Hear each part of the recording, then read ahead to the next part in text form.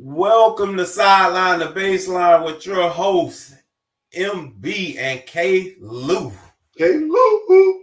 Hey man, we're back. We're back. We got Double A in the building, and the NFL draft was this past weekend, and made a lot of dreams come true. MB, I'm gonna tell you this. I did look over Facebook during the draft. Just during the days of the draft, and it was awesome to see. Obviously we got friends and that were drafted too, and you personally yourself as well. And it was pretty cool seeing them kind of reminisce and congratulate guys and hold up. Like B Short had like his giant jersey or giant helmet, his Carolina Panther helmet. You know what I'm saying? Just reliving those. And I thought that was pretty cool. Really nostalgic. Of course, they always add that flavor to the draft where they have old guys come back and make the picks and stuff like that. I think I tell you what, the NFL gets it wrong a lot, but with the draft, they always go over and beyond. And then for them to allow Vegas to like do their Vegas thing, that was huge. Yeah. No, it's definitely a production, man. They taking advantage of it, and a lot of people want to be involved. And when we was coming out, it was just all stationary in New York, and that was the hot spot. But now, I mean, with now they're rewarding cities, to have it. So you get Vegas, you get different cities that's hosting it. Nashville hosted one year, I think last year. So it's definitely making a red carpet event for draftees.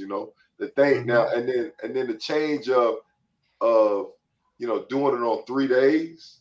I get it as it's made for TV, but man, as a player, oh my God, I couldn't imagine being in that position because I remember when I got drafted, I was the 47th pick in the draft. And I remember I was sitting there watching ESPN and I was like, you go from that, like, man, yeah, man, I'm gonna go first round, da da da. Then it'd be like, man, Wait. You skipping way too much. Take us back. What were you told before, and then go there? What was I told before about the position, about where I was going to be drafted? Correct. Oh yeah, I mean, you look at different draft publications. The highest one I saw was I was going to go first round to the Steelers. Oh wow. Yeah, so I was like, and that was my team, man. That was one of my teams growing up. So you sitting there and you're waiting, and I didn't do a big draft party or anything. I was actually at my college apartment. I just have my mom there, my friend, a friend of mine, my roommates.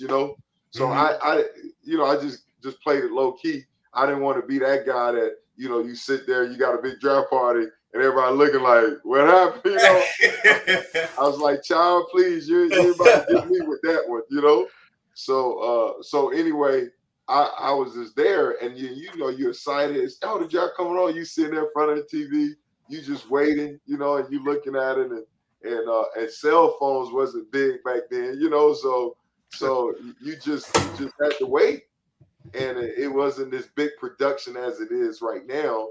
It was just on ESPN, and like I said, as it went on, you're like, man, especially when you get to that expectation where you think that you're gonna get drafted, you're like, okay, and then it doesn't happen, then you're like, oh, okay, it's like a test of your faith. You're like, man, wow. You went from like I said, and you get humble quick.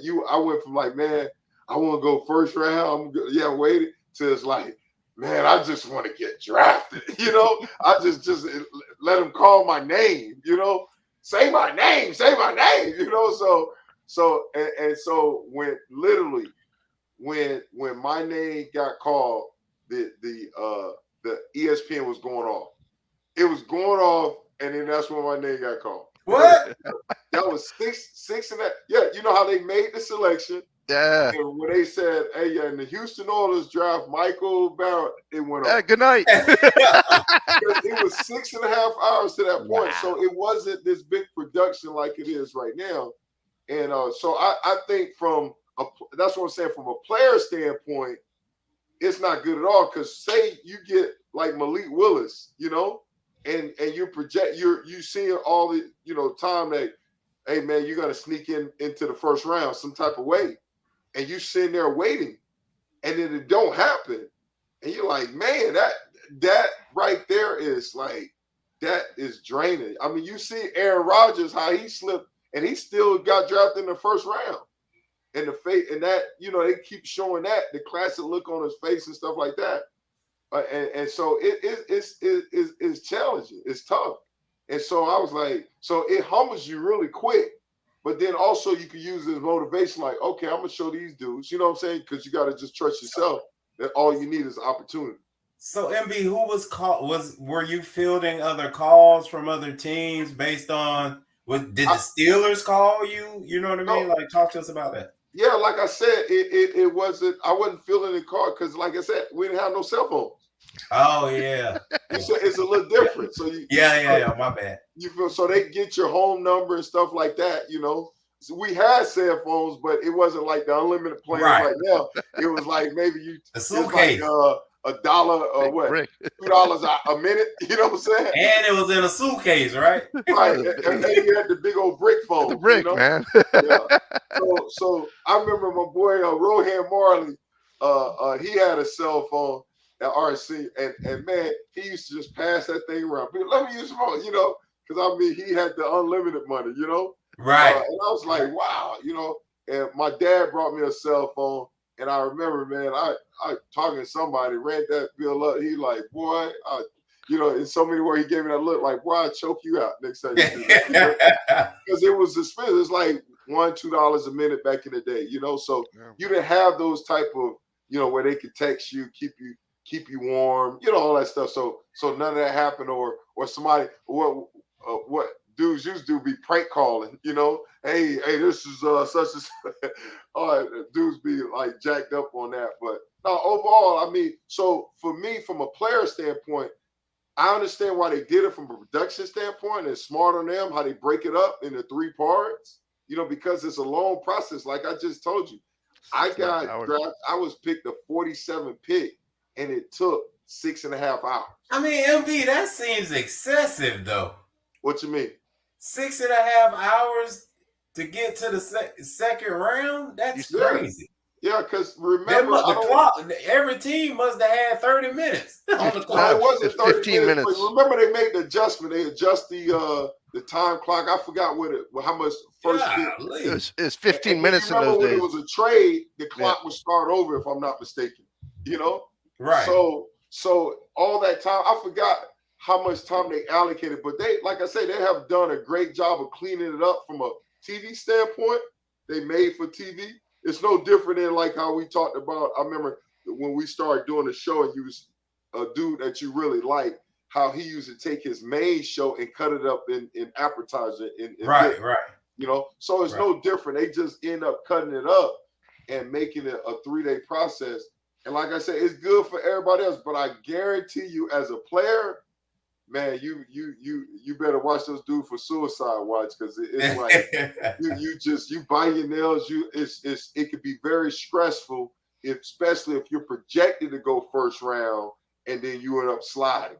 So like Malik Willis, that dude projected to go first round, end up getting third round, and that's a long process. Wow. Was your agent hyping you up, or were they giving you low expectations and then pleasantly surprised in those days? When you say hype him up, like what? I mean, obviously once you signed with them, that's your agent, but telling you, hey, this is really going to happen, or I'm expecting you to, maybe fall in the first round or late in the first, the Steelers. Or did they have any idea? Yeah, at that point, unfortunately for me, I ended up choosing like Lynn Elmore. He was more of a basketball guy and came into football, so he didn't have the connection. Me and him just clicked, as far as just as a person, the character and stuff like that. So they really don't know. I mean, I'm not one of those people to let somebody just Don King me, whisper in my ear what they want. I'm more like just realistic, So like I said, I knew my ability. I had God bless me with outstanding senior year, and as an individual, unfortunately lost in the championship But so I kind of trying to figure it out, and you go to the combine and you measure yourself. You see this cat, that cat. You're like, dude, how that dude get before me? You know what I'm saying?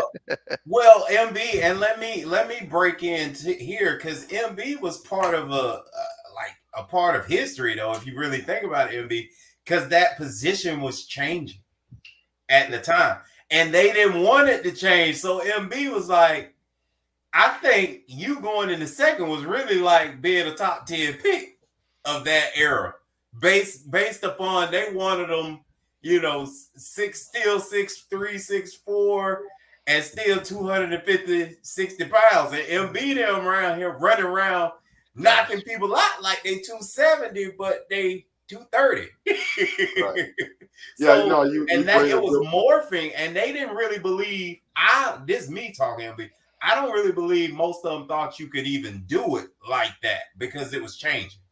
Yeah, that could be point as well, because you're right. Because back in the day, the league was more of a what I call a traditional 3-4 defense, and that's where those inside linebackers, they're really taking on guards all the time. And like K. Lou said, I remember my man from New England, man, the Undertaker, Vincent Brown. That joker's neck was like neck roll. Yeah, and then Harry Carson back home, those big old like thumpers, where they had the big old neck brace on and all that stuff. And I mean, so the game was more smash mouth football. Yeah. But like he said, it started with the West Coast and the emphasis on pass and run, and it started being more of a pass league. It started transitioning. It was still, like he said, you bring up a good point. It was still, when I came in, that kind of was it slowly start turning. I think at that time, maybe you had like I don't know if you remember this dude named William Thompson from Philadelphia Eagles. He went to Texas A&M. I mean, he's probably 215, 220, but he was out there balling. And you're right. It's transition. So Darren, me, Jesse. Jesse didn't get drafted to the 8th round. Yeah, Aaron got drafted the 2nd round, and so when you look at the scheme where it was more 3-4, and then teams start slowly doing a 4-3 scheme. Yeah, so then they wanted guys to run, and then Darren got drafted by our old coach Jimmy Johnson with the Cowboys. So he understood, he wanted speed. So people start transitioning to speed, and so then now, like you said, you have to be a every down linebacker. It eventually became that way. But while before you had your middle linebacker, first and second down run, and then you take him out nickel guy. Right. Now, they're looking for guys who never lead a field. And so I was able to end up, being in that type of position. And then MB ain't giving himself enough credit. Sorry. But you don't see the transition to shoot. You can be 215 for real and play it nowadays. But if MB's crew doesn't come through and have the success that they had, it doesn't change. And let's be honest, it was a Florida school thing that changed the NFL at the linebacker position with Miami, with Florida State, and with Florida. Like, they did it because you look at those backers. They completely morphed. They began. Derrick Brooks was a free safety in high school. Yeah. You know what I'm saying? They completely changed the whole game. And when those guys went to the NFL and were successful, everybody was like, "Oh, okay, so that's a farce. We can get them running around and still be able to play." And to this day, I know the only reason I ever got a shot was because of that group. Right. That group that came in and made everybody know, they can do it at that size. So so I guess maybe because I could see myself playing it at that point, watching them. When before I'm like, I don't look like none of them. What size was Wilber Marshall? Because that to me was, I remember the first Florida, going to that Bears '85 team that you sort of had that speed. I played with Wilber at the tail end with the Oilers, right. And I want to say he's probably about because that was my dude. That Right. he was because I grew up being a Florida fan just because of Wilbert Marshall, and so I think he's probably about 240, Okay, so 245. I he was pulled it big. up. It says 6'1", 231. 230. Yeah, he was bigger than that when Okay. when I Right. played with him, you know. Right. But that's a good one. But he was that dude, the outside linebacker, stuff like that. He was tough, had huge legs and stuff like that. But you had him at 231, K-Lou, on the thing. Well, that's what it said. Yeah. So he because when I got him, he ended up hurting his knee and stuff like that. Because Buddy Ryan, Oh, he followed him when there. he That's became right. a defensive coordinator, he Yeah. ended up signing him from Washington, you know, to a big contract at the time, 1-year deal for like $3 million. That was huge, you know. Wow. Yeah. So, Well- but in addition to what you say though, Kalu, but I think also, you know, you're right. The success of the college teams, especially Florida, you bring that point up. But I think also when you start looking at the success of in the NFL, like the Jimmy Johnsons and Cowboys. the Tony Right. Dungy's, the people Right. who you know start transitioning from that 3-4 to a Right. 4-3, is, you know. Yeah. And that helped out a lot because, you know, obviously it's a copycat league, you know what I'm Right. saying? And so for Jimmy with his success and stuff, like people start trying to duplicate him, and then he's got his coaching tree with Dave Wanstad going to different places, then they'll start running that same scheme, you know? Right. And so they'll try to get those same bodies. So it just slowly started transitioning. I was trying to see like get a feel for that year just to see who else, because you had Marvin Jones. He ended up going to the Jets. Wow. And he was the 4th pick. But Marvin, he was a little undersized in college, but that joker jumped to like 240, 250 easy because he had Right. those big old legs, you know. Yeah. And he could carry that weight. And so he was with the Jets, and Bill Parcells was there. So Bill was running a 3-4 system, you know. So I'm trying to look on this quickly to see who was running a 4-3 at the time, and that would determine a lot. And Jesse was undersized coming out. He didn't put on his weight till the NFL. Yeah, I mean Jesse was like maybe the 15 linebacker taken, you know, and shoot, man, he had to work or maybe the 15 linebacker at the Giants. Right. And so Jesse became Right. a special That's team. what I was about to say. Yeah, because they ran a 3-4, and Jesse was the special team demon his first year, and he earned his way up, man. I mean, he really started from the bottom. Now I'm here. That's his song, because he really earned his way up, because his senior year he had to deal with the shoulder, you know. So so he didn't have that type of year that he typically would have. So so he definitely had to work his way up to the top, you know. But I would say, like I said earlier, majority of the team was 3-4, and just so you know, like it's different types of 3-4s. It's a 3-4 where, like I said, where typically back in the day, where those middle linebackers are taking on the guards. Yeah. But then you had the Pittsburgh 3-4, where now they're not taking on the guards. They can get away with smaller linebackers, but then it's blitz city, you know. Yeah. And so so that scheme wasn't as popular as well, as you had like certain teams just utilizing that scheme, but that wasn't popular as well. So those are other schemes that look for small linebacker. But shoot, Pittsburgh had LaVon Kirkland.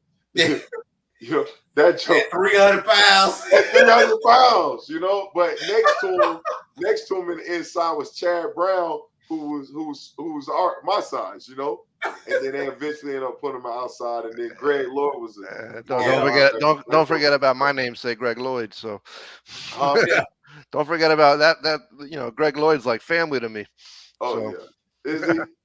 Yeah, his mom raised me. Oh Are you wow. serious? Oh yeah. Oh, Wow. great. How is that? Don't wait, tell that story. I never heard that before. He knows that story. She basically raised me from the time I was 6 months old. Oh wow. Whoa. Yeah, when it came time for him to go to college, he went to Fort Valley State, 5th round pick. Forget what year he was drafted. Was he your year or no? I think He's older than me. He's older. He came out like 89. Yeah, he's older than me. But that Wow. Greg Lloyd, I mean, he was undersized, but that joker was tough. That one dude, he like Debo. You want some meat? No, he don't even. He was like a black belt in karate. I mean, he got that look on his face. Because I ended up playing with him at Carolina, man. So telling Yeah. his career, him, Kevin Green. I mean, hey, Was it 88? Yeah, that sounds I don't about know right. what year he got drafted, but that Yeah. Joker was tough, man. You didn't mess with no Greg Lloyd. No, you did not. He's a grown man. I didn't know you know him, man. I didn't know him personally. Since I was a baby. Where's it?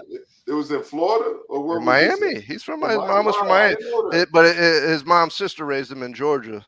So he always had Oh, he had issues with his mama, but I got you. it was all good. Yeah, Greg Lloyd, good dude, man. Mm-hmm. So then AA, who surprised you? Who you were excited about? What happened? I'll say this. I think AJ Brown going to Philly's a nasty move, but can Jalen Hurts, is he Tua or is he going to be able to get them two receivers the ball? Because I like a sure thing. Potential is potential. AJ Brown's the real deal. Well, there you go. So it's a no. They paid him a lot of money, but he earned it. $100 million, baby, 4 years. I think Malik Willis going to Tennessee. I think Grable got him cheap.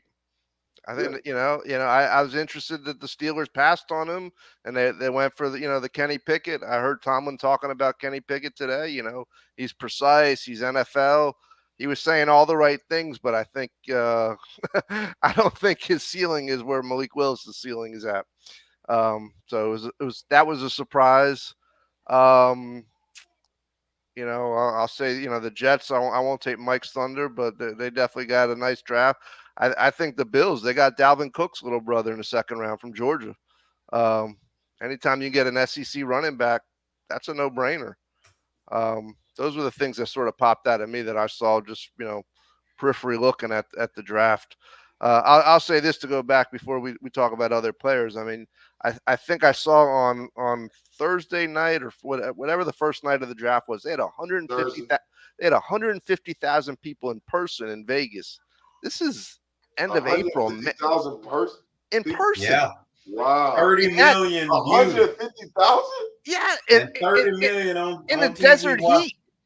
150.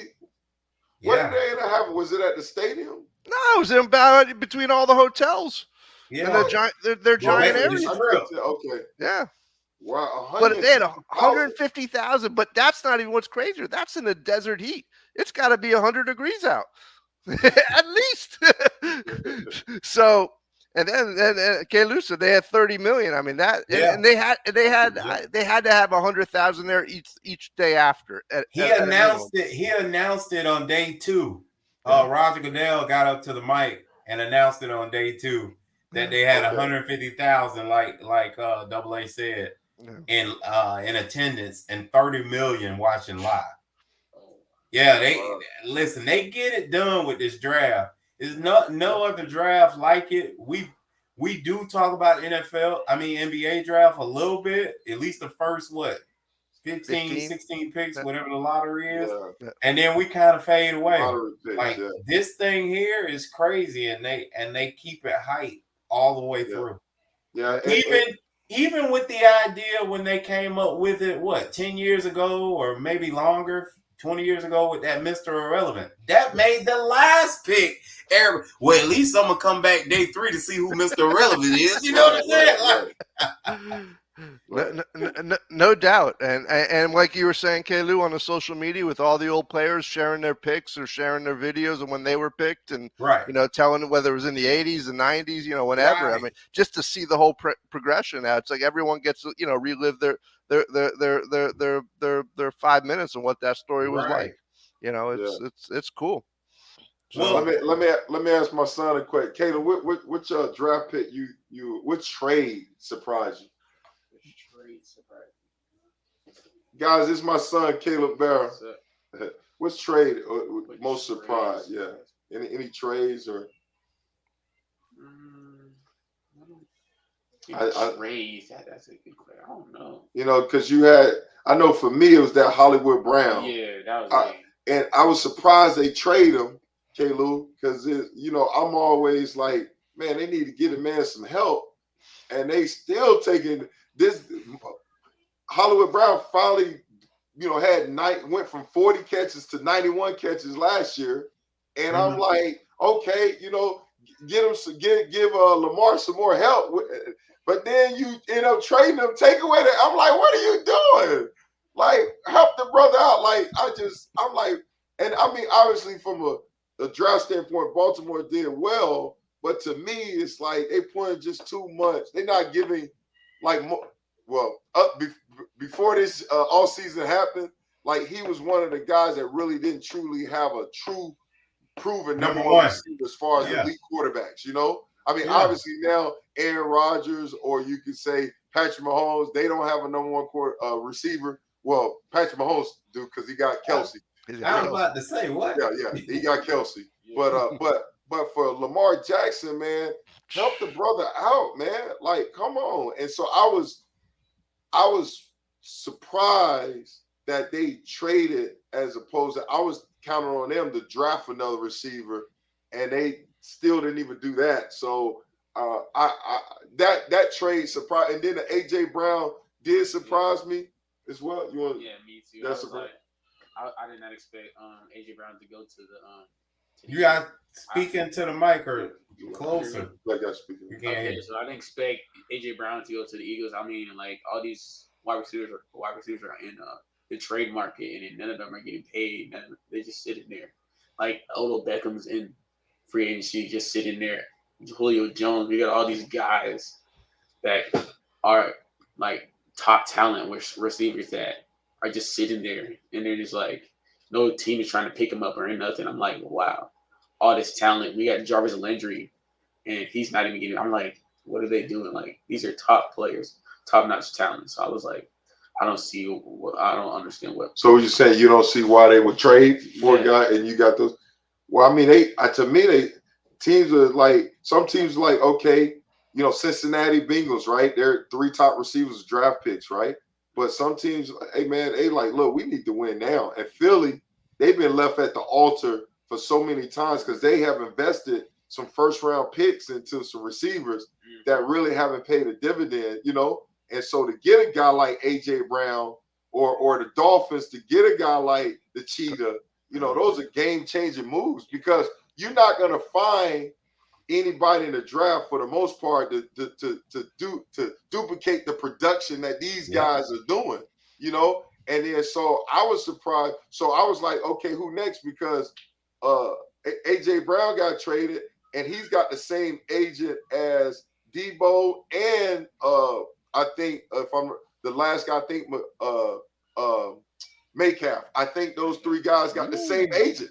So I'm like, okay, I'm about to see Drew Rosenhaus. Drew is not their agent, but I was like, okay, this guy about to make. So I'm thinking Debo's about to get traded. Some other guys get traded, push the envelope. But I don't know. For me, especially if you don't have that high draft pick, even though it was a gang of receivers getting drafted. I mean, it was a bunch of them in the first 2 rounds. I want to say maybe 15, 16 guys. But still, man, if you're that one puzzle piece away and you trying to jump, man, I'd rather get somebody that's proven in the NFL as opposed to take my chances on the draft. And that's why you got to like what Arizona did. Now, excuse what Baltimore did, but Arizona went and got Kyler Murray's college teammate, and they knew that Hopkins was going to be suspended now for 6 weeks. So you just went and filled a guaranteed hole, and you still got AJ Green there and whoever else they got there, and you got a quarterback who's been upset. You got him, a friend. It was a smart move on their behalf. Yeah, but the biggest move I like what the Jets did. I mean, especially their first 2 picks, and obviously, man, the dude's got to pay out.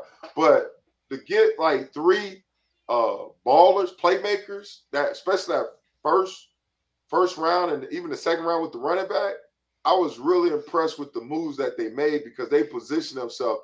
Because it's one thing to have picks, but it's another thing to turn those picks into players, Right. And that I don't know why that dude, Jermaine Johnson from Florida State, that's a grown man. I don't know why he fell to the bottom of the first round, but that dude can go get it.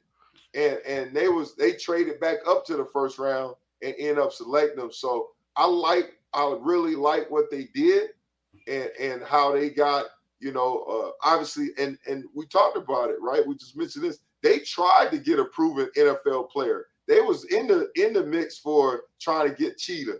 They was trying to get Metcalf. They was trying to get, and they got left at the altar. So they was like, okay, we can't. Deshaun too, remember? Deshaun was it? They Yeah. brought it.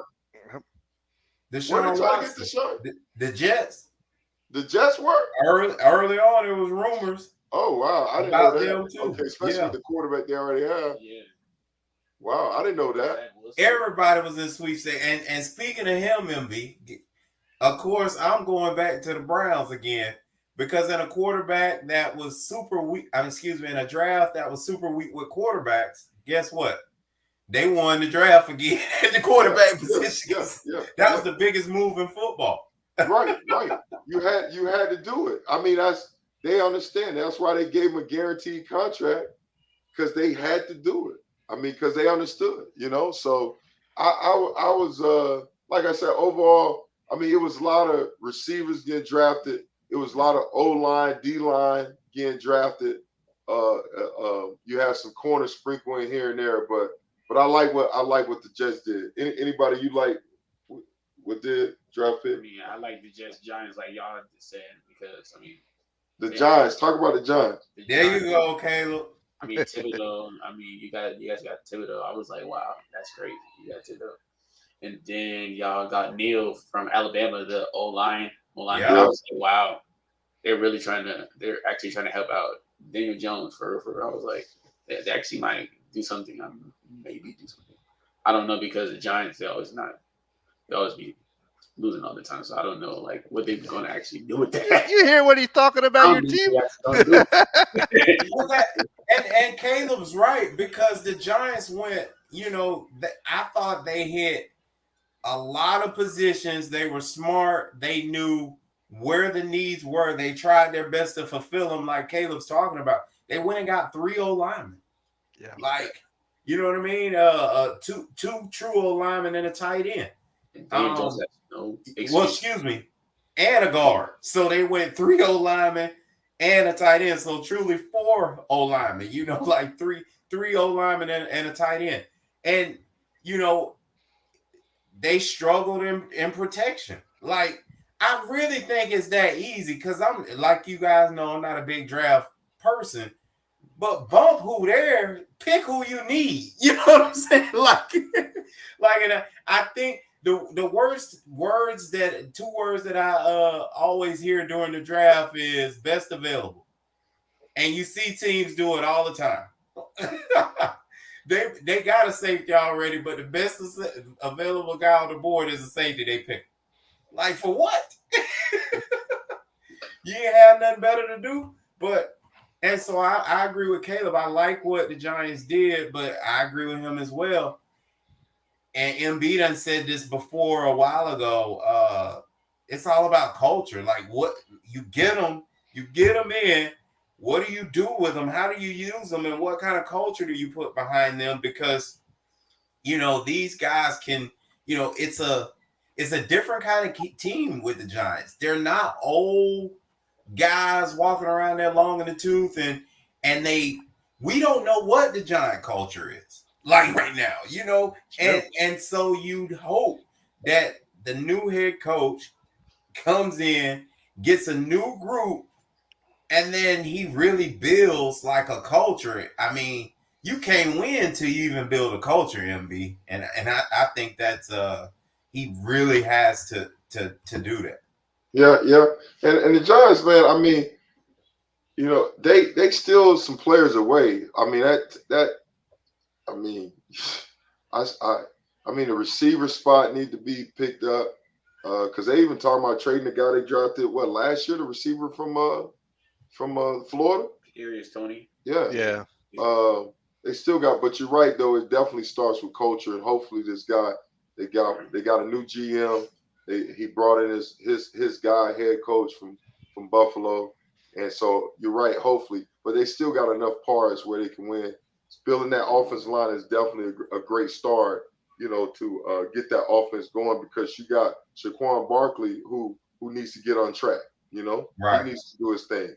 and having those dogs up front definitely helping the mood to change to get him back going. Because typically, when you tear ACL, unless you AD, Adrian Peterson, typically it usually take you 2 years to recover. Exactly. So I'm looking for him to have a breakout year. Like I said, they let Ingram go at tight end, so they have another tight end. So like you said, they did draft their needs, and but yeah, I'm just waiting to see what happened. And see if your boy from Duke, if he can, is he live? Is he Memorex alive? Well, I'm gonna tell you like this, just like I told you last year with your boy Cleveland. Daniel Jones is on the clock. Yeah, no doubt. He's definitely on the clock. This it. Unless he produce, this it. Just like I told y'all about Baker. He's on a 24-second shot clock. Hey, and that leash gonna be so short. I don't think if he's not playing well first 4 games, that first quarter, it's a wrap. Yeah. Who's behind him though? Who's behind him, Caleb? Excuse me? You say he's going to be on a short leash. I'm saying who? I don't think Taylor. That's not the point. Who's behind him? It's they're going to move on and turn the page, and you know how it's done. They don't give you a chance to recover. You know what I'm saying? If you keep playing, you might recover, and then now they got the second guess if they should move you or not. He looks like a career backup to me. He has from day one. I think it's a wrap if he doesn't hit that first quarter rolling, and I think his success is going to depend a lot on what you just talked about earlier, and that's Saquon Barkley. Yeah, you definitely got to have a run game. But to his defense, right, I'm still like he didn't have enough playmakers around him. They signed my man from Detroit. What's my name? He was played at Seattle, played at Notre Dame, a receiver. Golden Tate. They missed on some people around him. So I want to see some playmakers, see what he can do. Hopefully he don't lose his confidence, because that's the one thing you can do where you can lose your confidence in yourself and you can't bounce back and recover. So hopefully he got his confidence and he got some playmakers around him, and so he can get on track. And having and then now they had a revolving door at head coach, so it's no stability. Now I'm not making an excuse for him, but what I'm saying is that hopefully this year we'll see what he can do. If I'm him, I'm like what I talked about earlier, where you didn't get drafted and you like, all right, you get drafted later, all right, I'm gonna show them, So it needs to be, I'm gonna show them what I could do. He needs to drop his balls and man up and be like, okay, I'm gonna get this done. I'm gonna show y'all sleeping on me. Y'all didn't pick up my 5th-year option. I'm gonna let you know what I can do. So, like you said, this is definitely the year to do that, because Tyrod Taylor, who's familiar with that system, if he do that, Tyron will jump in front of him. So, Caleb, what's your thought? Who did you like draft wise? Who'd you say? I say the picks. Who did you? I know you mentioned about the Giants. It ain't even who I like. I told you I like, because I'm not a draft guy. I told you Deshaun Watson again, who wasn't drafted, but. I'm going to tell you who I didn't like. I didn't like the attitude and disposition of San Francisco 49ers. I thought, listen, in today's age, and like I said before, it'll be Pac Jam told us a year ago, hey, it's the age of the players. If they want out, they going. And Debo talking like that, my first 3 picks were receiver, and my 4th was a running back. Like, we got to figure out how we going to move on from him. And get value for him. And they didn't. Well, that depends on who you can fool. However, and the value gonna be in draft picks, not really players that can help you now. So you talking about after this, but right now you need some help at receiver and running back. Why? Because that's what he played for you: 3 different wide receiver positions and running back. So that's what I'm gonna replace him with. And I felt like they dropped the ball. All they got was 1 receiver, 1 running back. That ain't who he's representing. He represents 3 or 4 of them. And I'm just saying, in today's world, man, when they say they out, prepare for that. You can't hold them no more. Jokers keep proving us when we saying, oh, they ain't gonna sit out all year. They sure try. They sit. And so the whole year, you trying to put together offenses and defenses and still have in the back of your mind, he may come back. No, man, you better move on. You better move on, especially when you got a young quarterback that you're hoping it takes the reins. Yeah, I don't know about that. He's such a big piece of their offense, and I know he's disgruntled, but I just don't see. It's almost like not this year. Like until you tolerate him, till you can replace him. Well, tell us multiple guys that were tolerated, and I mean like they said they wanted out, not no T.O. Chad Johnson type of thing where the whole team loved him. I'm talking about for real, like I want out, and then it worked out still when he stayed. You know, like well, you stole my thunder with T.O., but let me think about that. Because a lot of T.O. times never said he wanted out. Who? T.O. never told teams he wanted out. No, they wanted let me, to get away from him. let me think about that because my memory take because a lot of players use that as far as like, man, if you don't want to pay me, then trade me, you know, and that's been since I was in the league, and Fred, I was with Fred that, man, if you don't want to pay me, then trade me, get rid of me, let me go, don't hold me up. So that's always been communicated, communicated clearly. And then it ended up working out because they ended up paying them.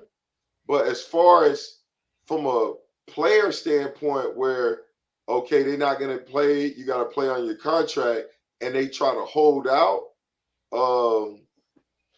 Most players not going to hold out the whole season. You know what I'm saying? I think it's only one person, Le'Veon Bell. Yeah, he did it. That did it, and that was obviously hindsight 2020 is a bad decision on his part. Killed his career. So I haven't, other than him, I haven't really seen any player hold out. I've seen players hold out as long as they can, and then they end up coming back. I remember. So I don't. That's what I'm saying. So for me, from a management standpoint, this dude is my bell dog. This is my guy. I don't know of a situation where they didn't get paid and end up playing and it was a negative impact. I mean, it's all, to me as an organization, I'm not getting rid of my playmaker just because he said Tennessee said exactly what K. Luce did. They traded AJ Brown, right? And then they turned around. The first thing they did is say, "We're gonna pick the guy who looks just like you out of Arkansas, right? And we're gonna replace you for he's gonna play on rookie wages, right. But with San Fran though, they're like, we can't replace you, so I ain't trading. You know what I'm saying? Like, we can't get rid of you.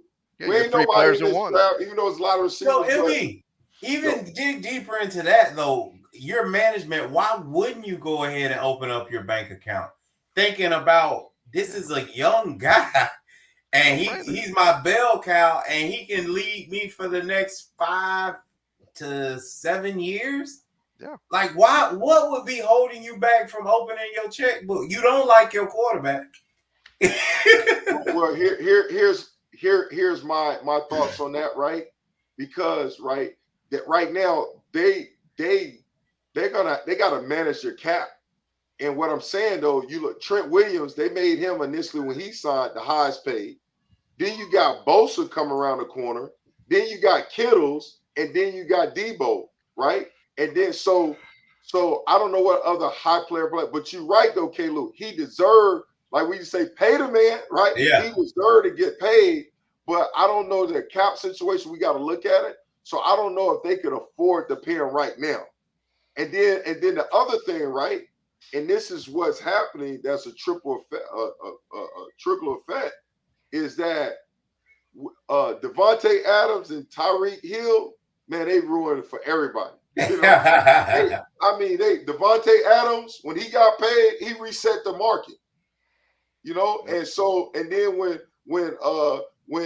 Tyreek, same thing. And so they were negotiating, and Devontae Adams got paid, and Tyreek Hill was like, wait a minute, wait, snatch that deal. Snatch that deal I request. No, I want higher. And so it just reset the market. And so I think the reason why you saw a lot of people end up like, okay, cut it back, I'm gonna start over because I can't pay them, because there was so many receivers coming out. But I don't think San Fran, I wish my cousin D. Haven was here. I don't think they was in a position where they can get that guy to get that type of production just because of what Debo bring to the table. So, K-Lou, the short answer again is that they ain't have nobody. You got to tolerate until you replace them. And I think because of the cap situation right now, that they can't afford to pay him because maybe they can't structure the way they structure, because you still got Jimmy G on the roster, right? And he's counting a piece. So when you look at that and you look at the other guys they got, I think that this year they just can't afford to pay him because the market's been reset like crazy. Wow. I saw something. Ohio State wide receiver coach needs a raise. Three first round picks at receiver. One of them obviously being, I think, what is it, Jameson Williams from Alabama. Yeah, but they counted him with Ohio State. 3 first round. Gotcha.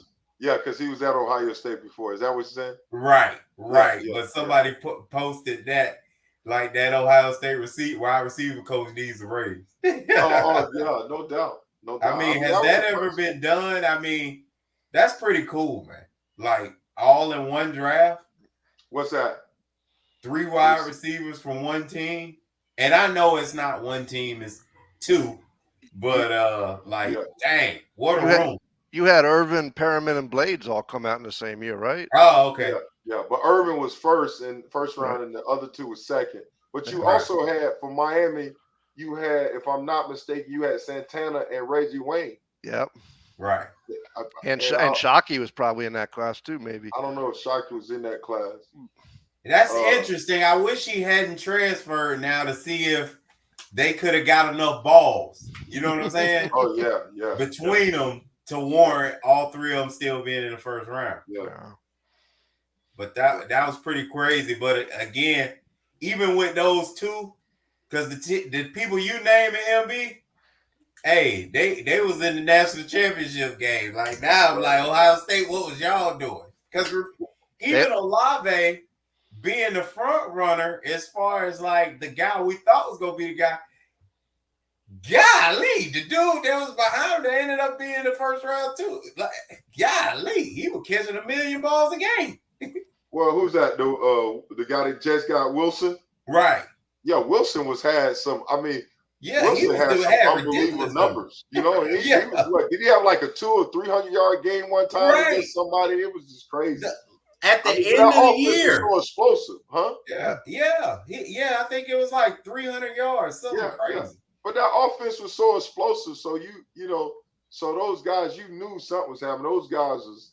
I mean, they weren't lacking on talent on that offense. It's that defense that prevented them from getting in the championship game, especially early in the season. You know, is there in what? But and you talking about receivers? What about this? Georgia reset.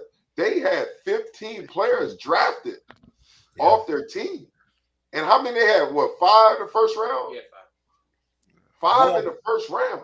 Well, what that tells you is that wasn't a fluke. You know what I'm saying? Like, it tells you they really had talent in that room, and Kirby maximized it, because it's one thing, you know, when we're looking at, you know, Alabama, like a lot of times I say, you know, just y'all did a piss poor job, because you know, you still put 10 in the draft. You know what I'm saying? Yeah. Like, K-Lou, what you know what you're saying is Pack Wagon's gonna be a Bulldog next year. Man, that dude already talking about Alabama and everything. I said, well, for me, like, it don't surprise me, right? Because when I was in college recruiting, right, is certain states like got it all. Like you ain't got to lead a state. And Georgia is one of those states where you got this, if you want to stereotype, right? You got the speed in the inner city, and you got those big O line, D lines, and in the country back there. You ain't got to lead. You can that state, and so the talent that they have there, and it's only few states. Like even Florida, we don't have it all. We got more skill and whatnot. We got the D line, but O line, it's like O-line, yeah. It's not as consistent, right? Texas consistent, California consistent, but Georgia, Georgia got some talent. So Kirby get that thing going, it's gonna definitely have effect on Alabama because Alabama's got some players in Alabama, but they still their bloodline is they got to go out of state, to Florida, to Georgia, to push them over the edge. But I'm not surprised because when you talk about talent wise, and I know obviously all those guys on the team is not from Georgia, but you could talk about with the receiver, and they said add the one receiver. Well, with Georgia, right? You could they had 5, but you could say they technically had 6 because your boy Jermaine Johnson from Florida State started off at Georgia. Wow. You know what I'm saying? That's crazy. So it's hey, MB, and we do have old linemen here too. You know what the problem is though? All of them play D-line and they refuse and buck when they get in college, and they try to get them to flip. Yeah, You're supposed to be transferring. I ain't putting my hand on the ground playing the old line. That's true. If they ever buy in, we dominate that too because those D linemen are more athletic than those O linemen, but they fighting against better athletic D linemen. You know what I'm saying? Like that's like what did Sapp show up as a tight end? And they said they saw him run the 40. They said, "You're on the wrong side of the ball." No, Sapp ate his way into it. Sapp actually stayed at tight end. Right. Sapp was tight end and D line. He actually stayed at tight end his first year. He was like 280. He was huge. And he had some great hands. And what happened, based on, and I could get the story wrong, but on those recruiting trips where they was like eating all that food, he was eating so much that just started a process where he started gaining all that weight. And man, he came to camp. He was like, "What in the world?" But he was our scout team tight end because he could run. He had great hands, and he still could have played tight end. That dude, but they ended up making that move to D line, and obviously the rest is history. MB and he hooped too. Right, Sapp was a great athlete. He was a great athlete at Apopka because they have a program that's perennially been good, MB. And produced a lot of players out of there, especially on defense. Not so much offensively, but it's one of them small towns. MB, all them jokers played Pop Warner together for 8 years, and then play high school together too. They ain't never had another teammate. You know what I'm saying? Right. They breed them. They got a little farm system over there. Yeah, we used to be so mad because we end up having to play them, and we done played against them. But now, being in Orlando, we own 12 different high school teams. It's 23, 22 high schools here. You know what I'm saying? And they got one. And they just built the second one. So it's like we all spread out and they all concentrated. So you struggle with them jokers. Right. No doubt. That's that Florida football, man. Florida football is so different, man. Just the Pop Warner, just the whole process. It's year-round football basically now. They got the fall system. They got Flow Rider, got his system. They got a spring ball. For Little Leagues, man, it's just because of the weather, you can get it in. It's just a different animal down there. It's a different mindset, man. Yeah, so they'd always accuse us, and I'm sure you too, MB, when we, get out of Florida, saying that we're only good because we play football year round, and we actually never did. Right. They really do now. Right. They do now. Right. It never stops, and I'm like, what? They playing national, like a national league now, where they gonna be traveling to Virginia and Georgia and all these other, and I'm like, and they 8. It's a 8-year-old and 10-year-old. Like, I got a friend of mine that he has those 2 teams. I'm like, y'all still playing? April. Yeah. Right. Yeah, it's insane. And in between that, if you're not doing that, now you playing 7-on-7. 707, yeah. Yeah. Right. So then it's, I don't know if you were back into it college-wise, man. When would you sleep? Like, it's more to watch now than even when you were doing it. Right. Right. These jokers, even the high schoolers, it's like they coach, the high school football coach got to fight for time. So they've been playing 7-on-7 and they had to cut them off. Like, now joking, no, you belong to me. We got to play spring right now. Right. Like, they got to fight them from stopping playing 7-on-7 to play real football for spring. And then as soon as when spring over, guess what? Them jokers going right back to 7-on-7. Yeah. Yeah, because that's a lot of them. They use to travel to these different camps with that 7-on-7, And it's just like AAU. It's just the equivalent of AAU. Yeah. Yeah, because nowadays, if you're a skill guy and you ain't really got to hit nobody, you getting offers on these trips. Right. No doubt. That's what it is. No So doubt. it's a different animal. Caleb, what else you had to say about the draft, man? I would say that it was just like some interesting picks because like we had Sauce Gardner come, like he was a 4th pick, I think it was something like that. I was like, wow, he was like picked so high. People like projecting him to be like number 10, like up there, not as like a lottery pick, but they were not. I wasn't expecting him to be like that high. And then when I saw Malik, was that your favorite pick? I mean, yeah, that'd be particularly my favorite pick because it was like they needed a corner.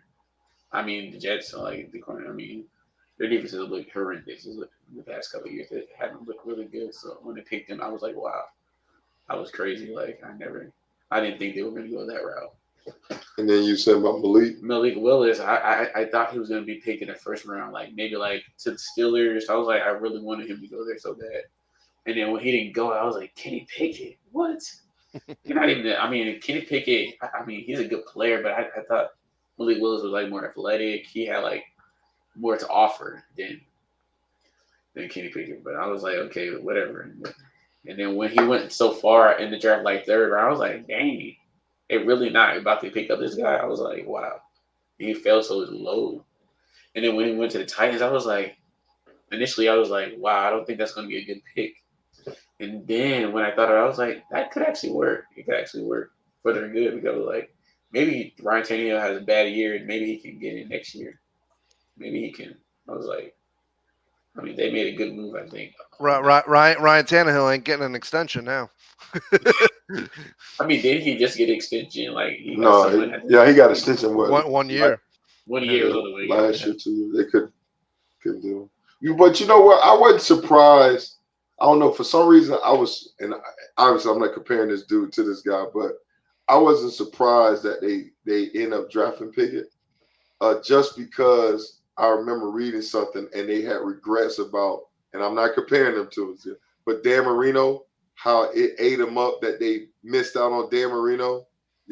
Like they end up drafting some other guy that basically ended up playing for him. He got in a car accident or something. And I knew, so with that dude being a hometown draft pick and quarterback, I had a feel. I was like, okay, they're gonna, out of those two, they're gonna make the safe pick, the more guy who's ready right now. And I didn't think they were gonna get Malik. I thought, for some reason I had that back in my mind. Now obviously Malik could be like Slash, but I just thought, I was like, when they did it, I was like, I wasn't surprised, just because in the back of my mind, for some reason, I was like, man, it's a hometown team. That the Rooney family's like, you know what, we made a mistake. I'm not saying this guy Dan Marino, but we're gonna go with this dude. So that's 38 years of PTSD for them Steelers. Well, hey, shout out to Caleb, to Mama and wifey Shelly Barrow. It was 4 HBCU players drafted, so I'm sure she was excited. Joshua Williams from Fayetteville State, the Kobe Durant, South Carolina State, who won the Black College National Championship last year, against James Houston, Jackson State, and then a Southern guy, Jatari Carter. I actually saw a Southern game live last year, so I ain't know he was gonna be special. Yeah. So 4 guys after the year before having none, MB. Exactly. The Deion effect continues. Yeah, no doubt. And I was, my wife, she's been watching Deion on the YouTube thing. I forgot where that Barstool or something like that. And so I was watching those episodes. With him and Jamie Dukes, they were doing something. Him and Jamie was doing something, Dukes. I don't know. This thing here was called Barstools. Is on okay, YouTube. So that's different. I mean, Barstools was producing it, but it was like Deion. It was showing, all the seasons, tidbits of that, and Snoop Dogg is the narrator. Okay. So anyway, and that's what he's talking about. He's like, man, and then he did an interview with I Am Athlete with those guys, with Shannon Crowder and those guys, and he was like, it's like, man, you could have went anywhere. Why go to Jack? He said, man, this is where I feel like God called me, and he was talking about the impact, that he could make, what I'm saying? And not just at Jackson State, but everywhere else with the HBCU as well, where you talk about the Deion effect, because he said he reached out to Troy Vincent and to the commissioner and said, look, we got to do more. So they're trying. So he's trying to bring awareness. He said, man, I got guys that could play. I mean, no different than the talent. And obviously getting the transfers. He got the 5-star hunter from Collins High School in Georgia. So he's going to produce and shine a light and gain the exposure. So he's the one guy can be like Moses and draw people in. He could have that effect. So he's definitely doing that. I definitely agree, because you're right. Last year was 0, and now this year you got 4. So it's got to start somewhere. That's 3 more than the University of Miami. That's crazy. Don't talk about it, man. I know, but it's crazy. Yeah, one, huh? Late last round. And he wasn't even supposed to be picked. It was supposed to be Charleston Rambo. Supposed to be big. Oh wow. And he went. That ain't cool. How many Duke had? K-Lou, were y'all like us with 1? There you go. Don't be doing us like that. He'll be talking about Final Four. That's all he knows. Hey, we back on basketball. Oh, there you go. You want to switch to basketball there, huh? We back to basketball. Hey, at least I'm honest about mine. Y'all still fight. They had some. I mean, that one linebacker last year, I liked him. Shoot, was it Rump? Right. Yeah, he played this year already though. Yeah. We didn't have 2 of him. Yeah, but I mean, you get a quarterback, man, Daniel Jones, baby, first round, you get something every now and then, Right. Well, speaking of basketball, baby, what's your thoughts on these NBA playoffs, man? So we'll be quick because we're at the end of the show. But shucks, I love the Memphis Golden State game. Golden State's and the best player in the NBA got kicked out. Hey, he probably playing in this though, so y'all can't blame him. But yeah, Golden State showed their veteran, leadership. Klay Thompson ended up hitting a big shot that really clinched it for him. I think they're in for a dogfight though. I think this is a great matchup. That's what Memphis showed, that hey, we like to run and let it rip. But let's remember, Golden State really used to, when they were dominant, they hung their hat on defense. Even though they were so dominant on offense, they were still holding teams down defensively. That may come back to bite them, and that's the only reason why I feel like Memphis has a chance, is because they're not the defensive juggernaut they once were. Well, I mean, they had one of the greatest defensive player not in the game, Draymond Green. So, I'll say this: that guy Poole, that game looks very slow Yeah. to him right now. Yeah, Poole's on fire. And He that, led him in scoring. I mean, he wasn't this. It was just another day at the courts for him. So right, Yeah. and then I mean, and then moving along. Obviously, the second biggest game was after the Celtics looked like they were unbeatable after sweeping the Nets. We got to recalibrate and say, hey, to be the champ, you still got to beat the champ, baby. Yeah, and Giannis is a freak for a reason. He's a grown man, you know. So it's different.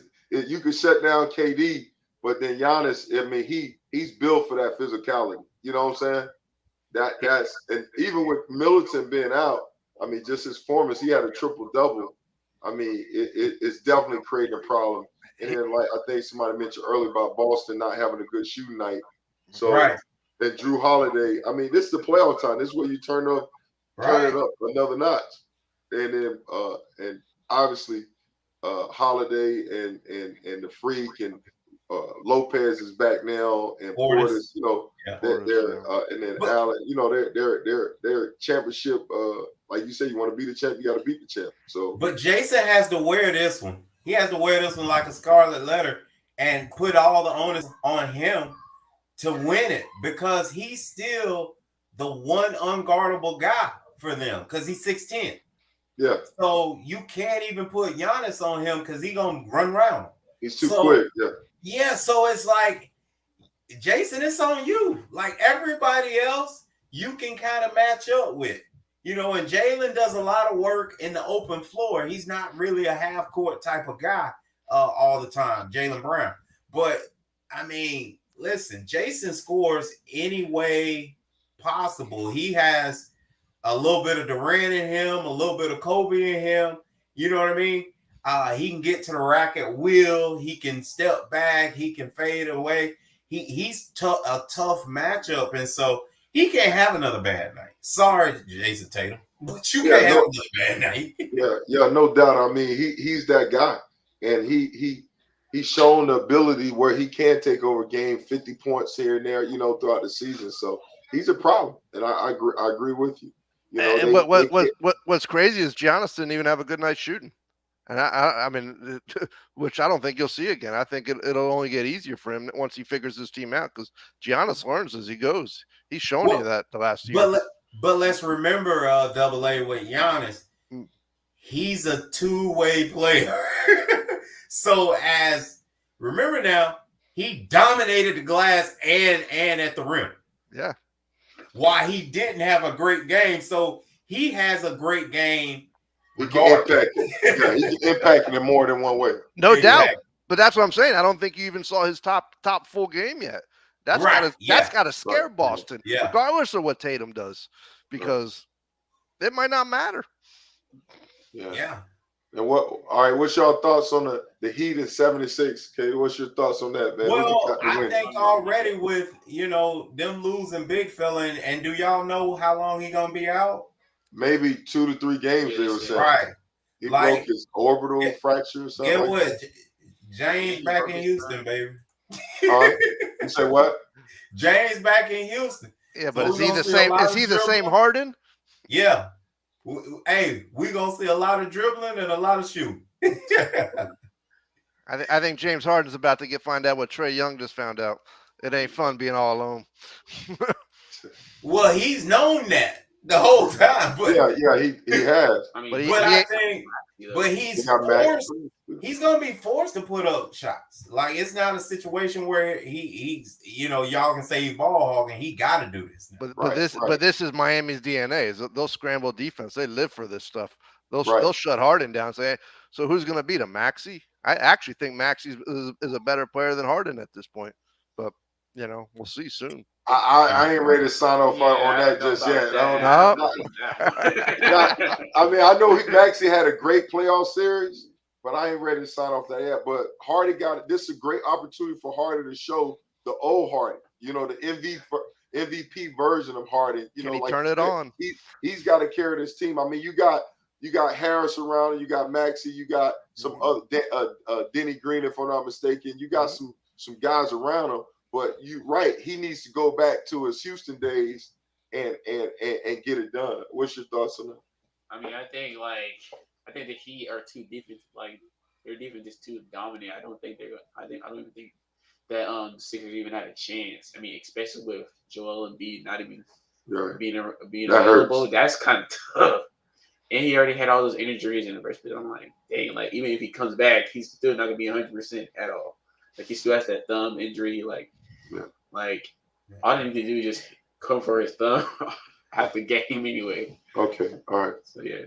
All right, cool, man. Yeah.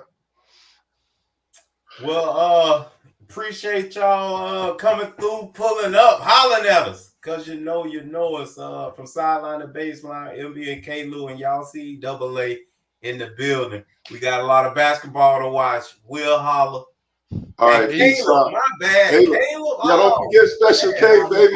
We gotta give him a name. We got K-Lou, MB, AA. We gotta give him a name. Caleb. we got Caleb Martin playing on for the Heat tonight, man. Are you kidding me? Man. We'll All right, holler at y'all. Have a y'all. good one, man.